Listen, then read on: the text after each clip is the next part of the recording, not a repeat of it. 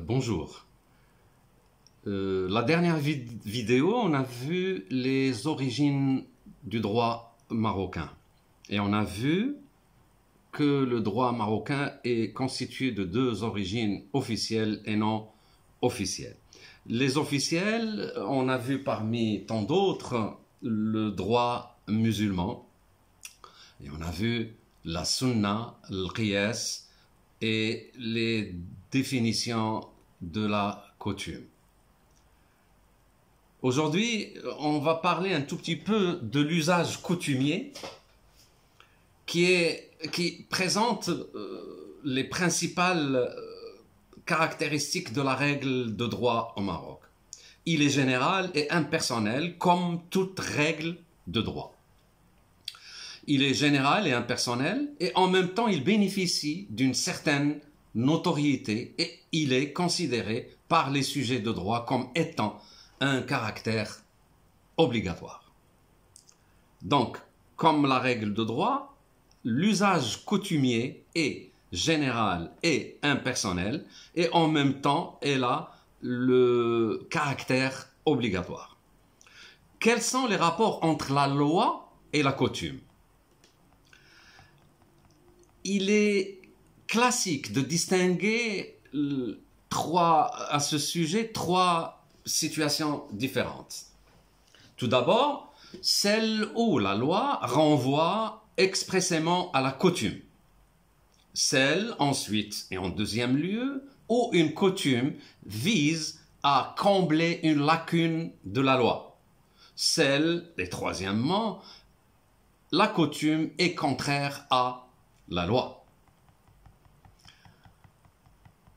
Maintenant, quelles sont les sources modernes de la règle de droit? En premier lieu, nous avons le droit international. Le droit international public et le droit des relations interétatiques, c'est-à-dire les lois qui gèrent les relations entre un État et un autre État et les autres États. Il englobe à la fois des règles et des principes qui régissent les relations entre les États souverains et qui les engagent de manière réciproque. C'est-à-dire que le droit international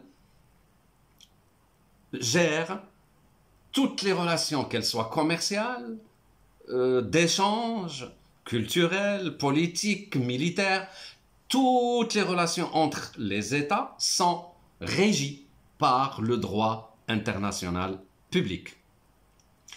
Les sources formelles du droit international, selon l'article 38 du statut de la Cour internationale de justice, sont les traités et les conventions internationales. C'est-à-dire, tous les traités et les conventions internationales, comme celle de la liberté individuelle, comme celle des droits de l'homme, comme celle des droits de la femme, des droits de l'enfant, comme celle du droit du travail, tous les traités, toutes les conventions signées au niveau international par les États souverains obligent ces États à respecter ces règles-là. La coutume internationale, les principes généraux de droit et l'équité. Les décisions judiciaires et la doctrine qui ont également été évoquées à l'article 38 du statut de la CIJ sont des sources subsidiaires et ou indirectes du droit. Ce qui concerne le droit international. En cas de conflit entre la législation internationale et la législation interne, faut-il donc donner la suprématie au droit international ou au droit interne? C'est la question qui se pose. Certains systèmes juridiques attribuent au droit international une valeur supra-constitutionnelle, c'est-à-dire ce qu'on appelle la doctrine moniste. D'autres systèmes affirment le refus vis-à-vis de cette approche. C'est ce qu'on appelle la doctrine dualiste. Donc la doctrine moniste dit et stipule que quand il y a conflit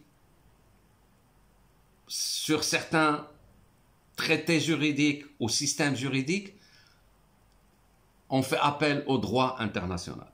Par contre, l'école ce qu'on appelle la doctrine dualiste, refuse toute ingérence du droit international dans le droit interne.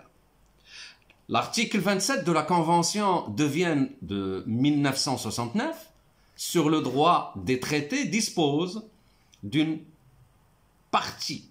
Une partie ne peut invoquer les dispositions de son droit interne comme justifiant la non-exécution d'un traité. C'est-à-dire que si un pays a signé un traité au niveau international, mais il ne l'applique aucunement, il n'a pas le droit de relever ou de donner comme prétexte que le règlement interne, le droit interne l'interdit ou l'empêche d'exécuter les traités signés au niveau international.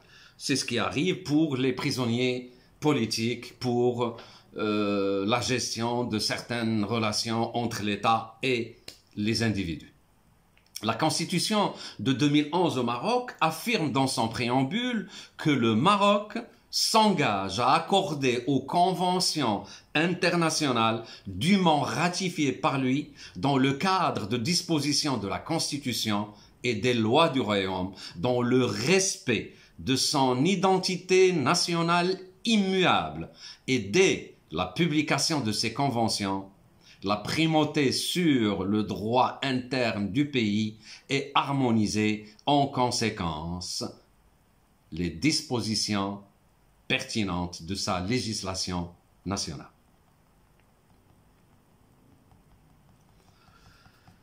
On passe ensuite à la loi de manière générale. Source fondamentale de la règle de droit, la loi dans son sens large désigne toutes les règles émanant de l'autorité publique et qui présentent un caractère général, impersonnel et obligatoire. Comme je l'ai dit depuis le début, la règle de droit, le droit coutumier et la loi ont trois caractéristiques qui les distinguent. Elles ont un caractère général, impersonnel et obligatoire. J'insiste là-dessus. Quelles sont alors les composantes de la notion générale de la loi? Les constitutions marocaines, depuis le début, distinguent nettement, depuis 1962, la loi stricto sensu du règlement.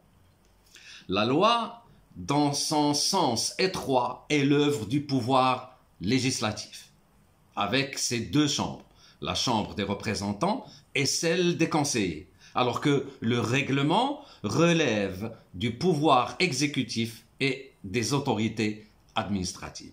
Donc là, on a parlé de la différence entre la loi et le règlement. La loi émane du pouvoir législatif. On va voir comment on vote, on propose une loi, on la travaille, on la prépare, on la propose aux deux chambres, la Chambre des représentants et la Chambre des conseillers, pour qu'elle soit ratifiée. Et ensuite, elle va passer devant Sa Majesté le Roi pour donner son accord ou non pour que cette loi soit promulguée ou non, et puis après divulguée dans le journal officiel. Donc la loi, dans son sens étroit, est l'œuvre du pouvoir législatif avec ses deux chambres, la Chambre des représentants et celle des conseillers. Alors que le règlement relève du pouvoir exécutif et les autorités administratives, c'est-à-dire le pouvoir exécutif, toutes les institutions publiques qui exécutent les lois qui ont été votées par le pouvoir législatif. C'est ce qu'on appelle Solta al-Tanfidiyya. Solta al-Tanfidiyya, c'est tout, c'est-à-dire c'est le jama'at, les communes, les circonscriptions, c'est tous les ministères, toutes les administrations relevant de chaque ministère à part, qui doit exécuter les circulaires, les notes et les règlements qui lui arrivent sur le plan administratif. Donc, la distinction de la loi et du règlement. Élargissement du droit de la loi. Dans les constitutions précédentes, le domaine réservé à la loi était réduit à quelques matières limites. 4 sous les constitutions de 1962 et 1970 et élargi à 11 sous la constitution de 1972, révisée en 1992 et 1996. L'article 71 de la nouvelle constitution a élargi le domaine réservé à la loi pour atteindre le nombre de 31 matières réservées à la compétence du Parlement. D'autres dispositions de la Constitution de 2011 font état de matières attribuées au Parlement. Il s'agit d'une trentaine d'articles portant sur des matières variées telles la loi de finances, dans l'article 72, la constitution des organisations syndicales et leur financement, dans l'article 28, la liberté de concurrence, l'accès aux médias publics, le droit à l'information, l'accès à l'information et ainsi de suite. À cela s'ajoutent les cas de certaines dispositions de la Constitution aux lois organiques. Une vingtaine de cas, tels le processus de mise en œuvre de la langue amazigh, par exemple, le Conseil national des langues et de la culture marocaine dans l'article 5. Les matières autres que celles qui sont du domaine de la loi appartiennent au domaine réglementaire dans l'article 72. Quelles sont maintenant les conditions d'application de la loi ? Premièrement, l'entrée en vigueur de la loi. Quand la loi entre-t-elle en vigueur? L'entrée en vigueur de la loi suppose que soient remplies deux formalités. Comme j'ai dit tout à l'heure, la promulgation et la publication de la loi.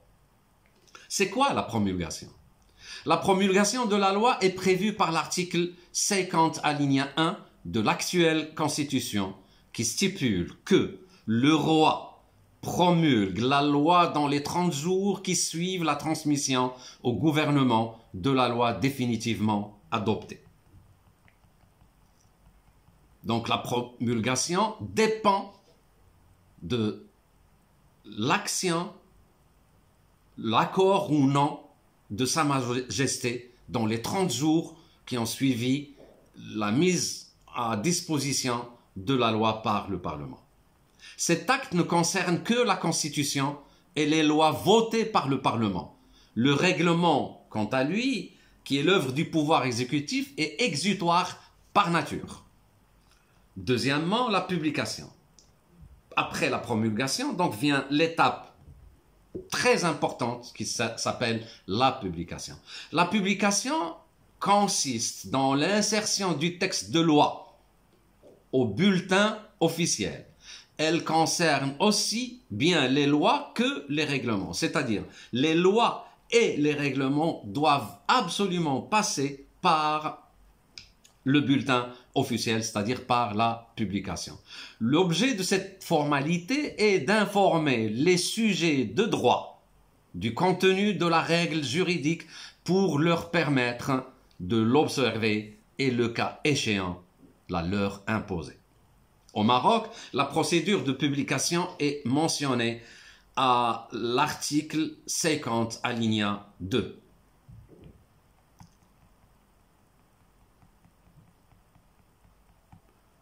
Je pense qu'on doit arrêter pour aujourd'hui. La prochaine vidéo, on verra les domaines d'application des lois dans le temps. Merci de votre attention et à demain.